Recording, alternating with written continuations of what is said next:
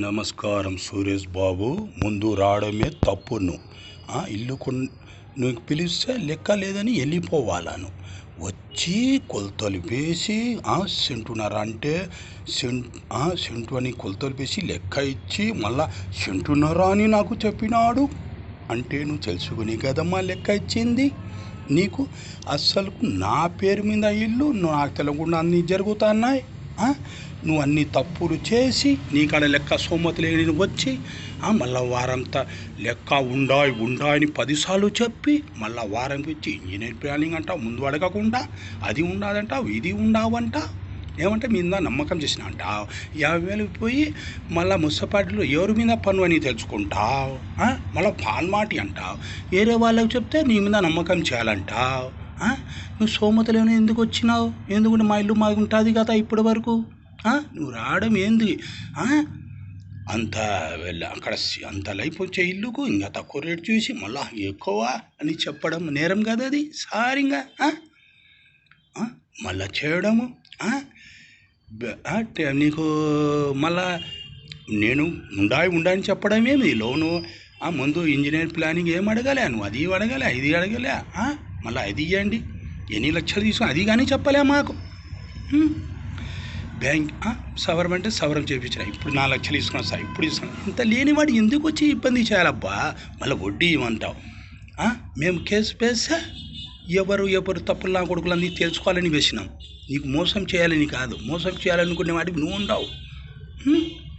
సాకులోడు ఇళ్ళ ఈ మాటలు విని వస్తావు, సాకులోడు మాట విని మీ ఇంట్లో మాటలు విని ఇది వాళ్ళ విని ఏం లేవాడు బంగారు ఫ్రెండ్స్లకు అమ్మి ఇది ఎంజాయ్ చేసిన వాళ్ళే, ఎన్ని వేస్ట్ చేసిన వాళ్ళే. మాకు ఎంతో కొంత ఇల్లు చేసుకుంటాంలే, వానికి నోరు కొట్టి సైన్ చేసుకుంటామని నువ్వు వచ్చినావు.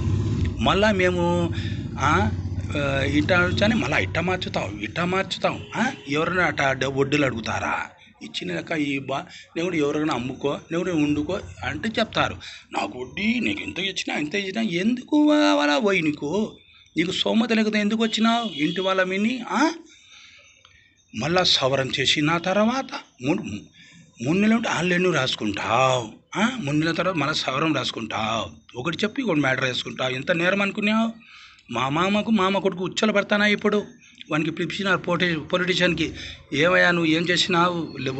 ముందు అంతా చూసుకొని వడ్డీకు 5 లక్షలకు వడ్డీ నేను ఇచ్చిన వానికి, మళ్ళా కమిషన్ ఇచ్చిన అంతా చేసుకొని నాకాడ పెరిదానికి లెక్కించిన దానికి ఫాల్మాటి అని పేపర్ ఆపించుకున్నావు, సైన్ చేపించుకున్నావు. నువ్వు వచ్చే నమ్మకం చేయాలని ఎందుకు వెళ్ళిపోయినావు? అన్యాయం కదా నీ చేయడం. 8,000 ఉంటే ఇంకా ఖర్చు ఎక్కువసారి నువ్వు అనుకొని మనసులో 5,000 నేను చేసాయి మళ్ళీ 20,000 ఇప్పుడే వస్తాను అనంతపురికి పోయి సురేష్ బాబు అట్లా చేయొచ్చునా? మళ్ళీ ఫ్యాన్ తీసుకొని పెట్టుకుని ఎవరినైనా సమ్మని పెట్టుకున్నావు ఫ్యాన్లు? ఎవరినైనా పెట్టుకున్నావమ్మా? ఇట్లా చెప్పిన నేరం కాదు. మళ్ళీ ఇప్పుడు వస్తా అని పోడి నేను చాన్బోషకు అప్పుడే చూనా లేనని ఎందుకు వింటాడు చాన్బోష? 2 సార్లు చెప్తే లేదు అంటే నేను ఒప్పుకోలే. ఆడ అంతే రంతు మామ రంతు కాడ 10,000కు బ్యాలెన్స్ పెట్టి చాన్బోష కాడ ఉన్నది ఆడ కొట్టుకున్నావు. ఎప్పుడు పంచాదేనాను నీకు ఆడ పంచాది పెట్టుకున్నావు. పంచాది తప్పు కాదు, అది తప్పు కదమ్మా. వాడికి క్లీన్ చేశాను, వాడికి వెళ్ళి సంతోషంగా అయ్యి నీది. కానీ ఇప్పుడు నీకు ఎందుకు ఆశ? నీ కాడ సోమత లేదు, వేరే వాళ్ళు ఎందుకు కొనడానికి వచ్చినావు? ఆ రోజు చెప్పకుండా ఈరోజు ఇంత తప్పు జరిగేది కాదు కదా. అనంతపురం పోయినావు, అప్పుడే సవరానికి వస్తున్నావు.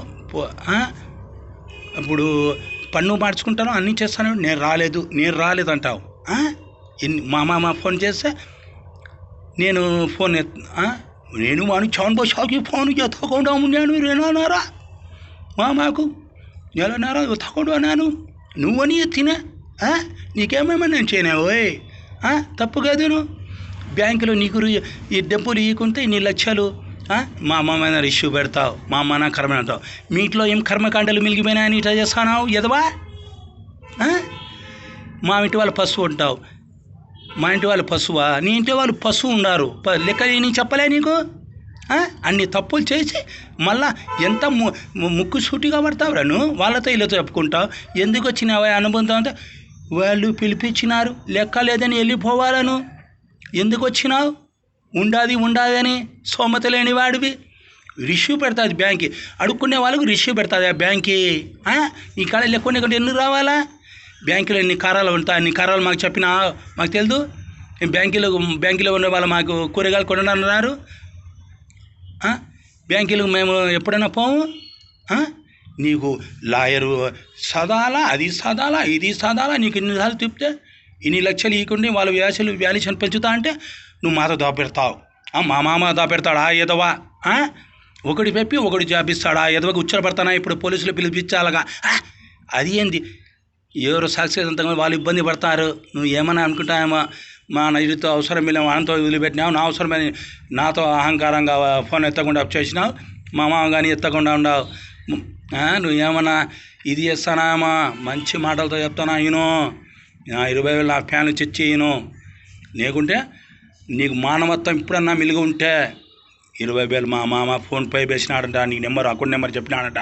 ఒలి మామ ఖాదర్ ఒలి నెంబర్ ఇచ్చినాడంట, దానిలో పోయి ఫ్యాన్లు వానికి చెప్పి ఇవ్వాలను.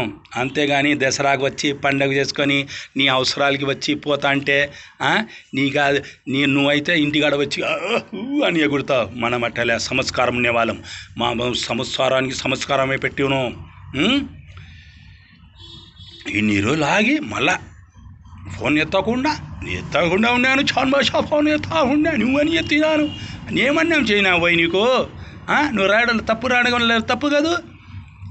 కర్మకాండలు మా అమ్మ నాన్న అంటావు. నీ ఇంట్లో కర్మకాండలు మిగిలిపోయినాయి పెద్దోళ్ళకు, అందుకే నీట పని చేస్తున్నావు. మా ఇంటి వాళ్ళు పశువు అంటావు. నువ్వు పశువు కాదు. నీకు అంత లెక్క ఇవ్వకుంటే మేము బాధ్యతలమా? నీకు అన్ని రూల్స్ అడిగితే మేము బాధ్యతమా? నువ్వు ఎందుకు రావాలా? లెక్క లేని సోమతి వాడివి. నీకు ఏమో ఎదురు వాళ్ళ ఆస్తులు కావాలా? నీకాడ లెక్క లేకుంటే పిల్లలకు పాఠాలు చెప్తానావు, లేకుంటే ఇది చెప్తానావు, అది చెప్పాలా ఇది చెప్పాలా అని. అమ్మా నీ తమ్ముడికి ఖాళీ చేస్తా, నాకు ₹1,00,000 చూడి. నేను 2 రోజుల్లో ఖాళీ చేసుకున్నా. నీకే పెద్దవాళ్ళు తెలుసు, నాకు తెలుదా? నాకు తెలుసు మా పెద్దవాళ్ళు. నీకే నా అంత వాళ్ళు తెలుసు. పెద్దవాళ్ళు అందరికీ తెలుస్తుంది.